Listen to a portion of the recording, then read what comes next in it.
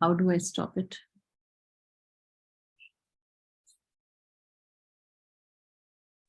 Pause.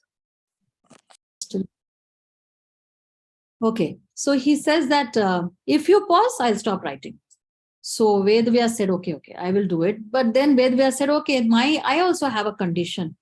So there will be certain, you will have to, whatever you're writing, everything you have to understand and write. Without understanding, you will not write. Ganesh said, yeah, that makes sense. I will also do that. So that is, I mean, this is a story that we have all heard. And now we understand what this paragraph means. So as it's a sweet story. We all know that, where we are started saying, and Ganesh would understand, write, understand and write. And in that is the reason Vyas, when he wanted to think, he needed some time, he would put one shloka, which was like a riddle.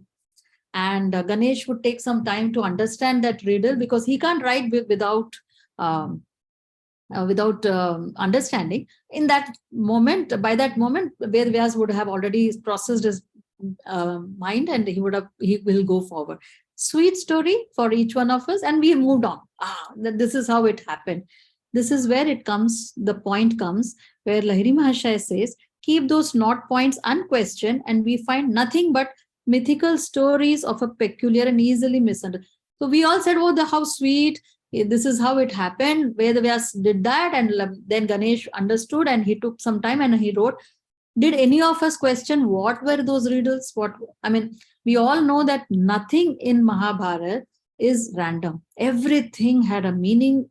Everything had a very spiritual meaning. So if we just leave it as a nice story, it is just a nice story. But you question it, because then it is lost on us.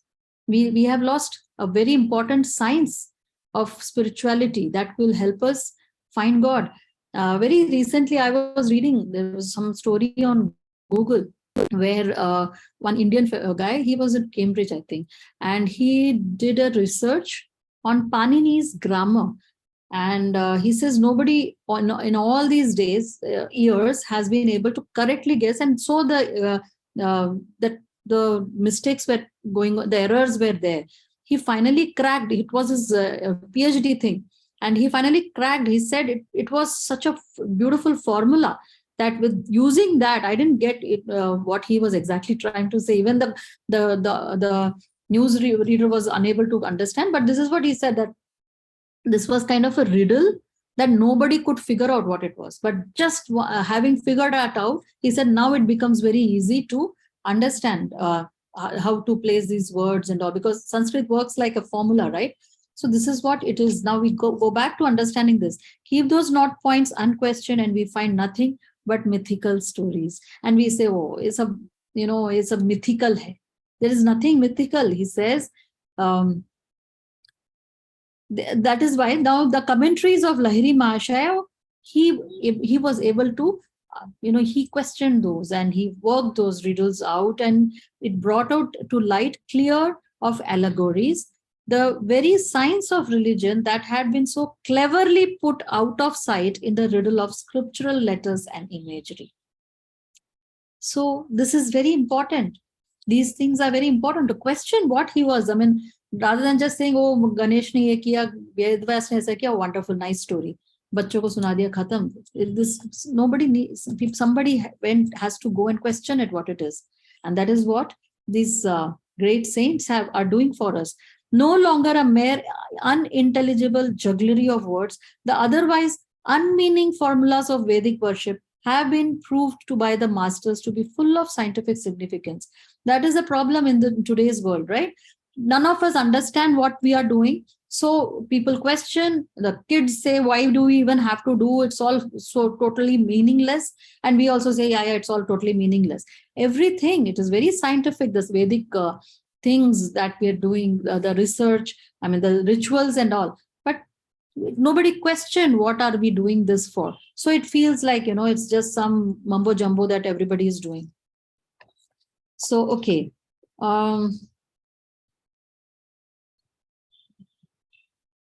Okay.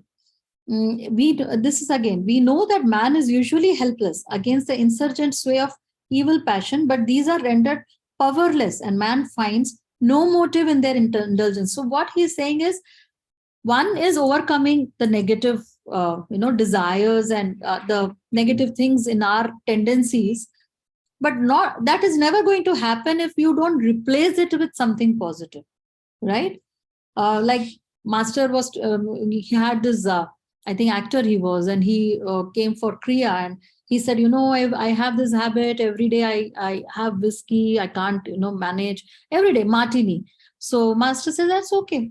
You just continue. So he got Kriya, and the next day he had this bottle and he was doing his Kriya Mala.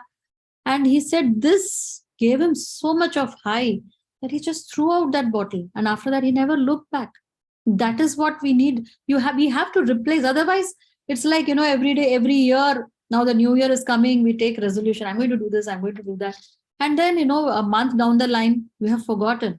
So unless we replace our negative tendencies with something positive, that it is never going to work. Okay. So the next page is where he talks about, our relation with nature, how man is treating the nature. We are all seeing. He says that we cross-examine her, challenge her, and minutely weigh her evidence in human scales, which cannot measure her hidden values. On the other hand, so for a saint, for somebody who's self-realized, when the self is in communion with a higher power, nature automatically obeys without stress or strain the will of man. Right now, what everybody is doing is, just misusing it. And the day she gives back, nobody can handle the earthquakes, the tsunami, everything that comes back. We can't handle it. But again, we go back to doing just that.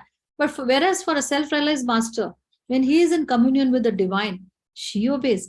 Like that sweet story that we all remember again from the movie Answer, where Oliver, he had come to Mount Washington. It was, I think, Encinitas, and it was raining cats and dogs. And one of the younger monks comes and says, Master is calling you out for a walk. And he says, in this rain? He says, yeah, he's calling. And he goes out, and then he says, there is no rain. The street, the road is all dry. It's bright and sunny. And Master comes and says, only for you, Oliver. So sweet. And why only Oliver? He can do it for each one of us. He does. I mean, every day, every moment, if we think, is a miracle that he has been doing with us, it is. The very fact that we are here on this path, that he magnetized us to him, is a miracle for us. Only for us. I mean, it's a good thought to remember every night, as we finish our Kriya and we are ready to go to bed, that he said, only for you, Jayanti, only for you, Kavita, only for you, Vinita. I mean, it's such a beautiful thought to be with. Okay. Okay, the next one, every man. Okay, we still have some time. Every man may find a way through Kriya to understand his proper relationship with nature and to feel spiritual reverence for all phenomena, whether mystical or of everyday occurrence, in spite of the matter-of-factness of physical science.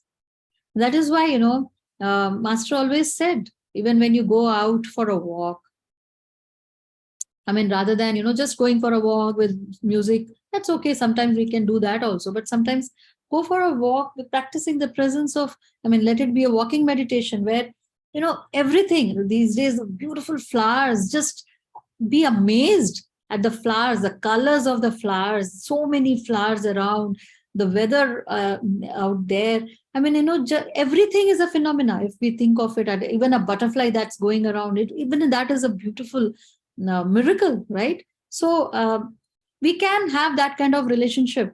And the more we do Kriya, the more we feel a oneness with everything. So that is what the Kriya does for each one of us. That separateness that we each one of us feel, me, I, me, that you keep, slowly you start losing that. And there is more a feeling of oneness with others, with nature, with everything. And that is about the point, to be one with the whole creation, and then going even beyond that, be one with God. Okay, so he says that we must bear in mind that what was mystical 1,000 years ago is no longer so, which we all know. Like, 500 years back, if we go back and say, I know I can sit here and sitting in Gurgaon, I can talk to people sitting in Singapore, people will say she's gone mad. So every yuga now, I mean, that was Kali Yuga. Now we are in ascending Dwapar Yuga. There, what we think this possible, I mean, some things we can't even imagine what will happen in Treta Yoga, or even, when we are right in the middle of Dwapar Yoga. But things will, at those times, they'll say, oh, these are such primitive people. So even this will seem very primitive to them. So they will be doing time travel and all that, going across to other planets and coming back. And they'll say, oh, these people use spaceship and just go to moon and come back. That too, not everybody can do that. So much training they need. So this is what, I mean, it seems very big thing for us. So 500,000 years down the line, so many other things that we can't even start to imagine. It says it is the infinite, the ocean of power that is at the back of all manifestation. Okay, the law of Kriya Yoga is eternal. It is true like mathematics. The master always used to say, Kriya plus devotion works like mathematics. You will be, I mean, he would say that, give me 5 guys who are of the most rowdy kinds. I will not give even one sermon, but they will have to do Kriya the way I tell them. And he said within 2 years, did he say that? 2 years, I think. He said that I will make them self-realized. They'll become saints. That is the power of Kriya. It works like mathematics. It works like, that's the science of Kriya, right? And now he's talking about, even if you destroy the books, the Vedas, that Vedas were received. Yoga was received, right? And now we know that, out of the thousands of Veda, only few remain. It's lost. But is it really lost? When the time again comes back, where people are more of higher consciousness, somebody will receive it. It's never lost. Kriya is never lost. It will never get lost. Because at some point, some great saint will make himself, receptive enough, and it will all come back. It is received. That is why these things will never be lost. It's only lost to the consciousness of man who is, ready to lose it, probably, or in a lower. Again, Kriya was so-called lost in the dark ages, but was it really lost? Even then, there were few, highly realized souls who knew Kriya. It's just that now, with an ascending Dwapar Yuga, it's getting more accessible to other people, right? So he says that burn to ashes all the books on mathematics. The logically minded will always rediscover such truths. Destroy all the sacred books on yoga. Its fundamental laws will come out whenever there appears a true yogi who comprises within himself pure devotion. This is what is most important, pure devotion, and consequently pure knowledge. Okay. And he called him Lahiri Mahashaya's Yoga Avatar, incarnation of yoga. By the standards of both qualitative and quantitative good, he elevated the spiritual level of society. That is what these masters come and do. By their, their magnetism, what are they doing is elevate. Because now we are, that Lahiri Mahashaya came, one, to bring Kriya down to, others. And he was one of the first ones, because now we were getting into the Dwapar Yoga. In 1900, we got into. So he was the one who started working to start elevating the consciousness of people. Their presence, only their presence itself helps to elevate a whole society, right? So his uniqueness as a prophet. So, when they say that, oh, Jesus was a prophet, he was the only son of God, it's not so. Master said that all these self-realized masters, they are all avatars. They are all sons of God. And once you are a son of God, then there is no higher son of God or lower son of God. They're all the same, right? There's no competition between them. So he says that his uniqueness, what was his, key point about him is USP, let's say that, is lies in his practical stress on a definite method, which was Kriya, opening for the first time the doors of yoga freedom for all. Okay, so again, he says that I have only written about a few miracles which I was sanctioned to. Others he has not even mentioned to us. And because it's not necessary for all of us to know, because then he says, I'll have to tell how it happened and all, and I was not sanctioned.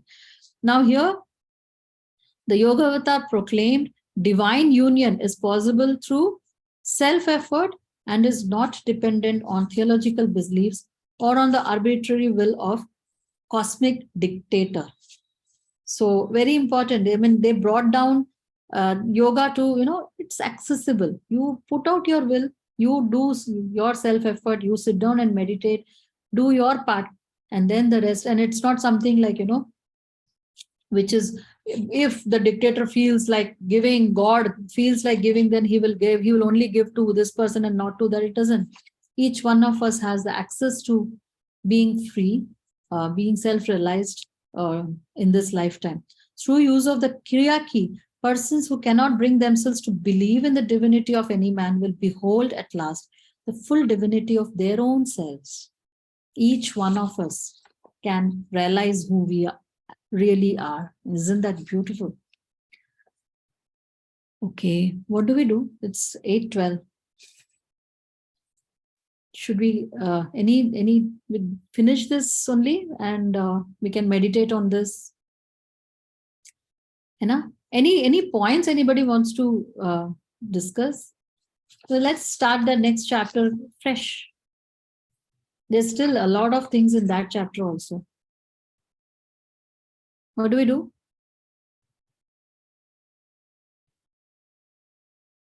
I like your suggestion of meditating on this chapter, because then it internalizes and it sort of filters in much nicely, more nicely. Yeah. I don't know. What about the others? I agree. Okay.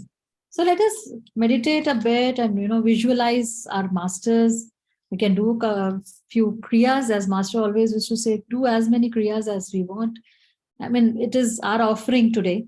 And let us remember that with every kriya, again, let us go back to that points that when we do our kriya, we are opening ourselves to the flow of the grace. We are there, we are getting purified, as he says that the changed and purified lives of devotees. So we are where the unique guarantees of the deathless vitality of kriya. So every kriya we are getting purified, and as we are doing our kriya, we are doing our service to this great lineage of gurus also. So let us meditate for some time.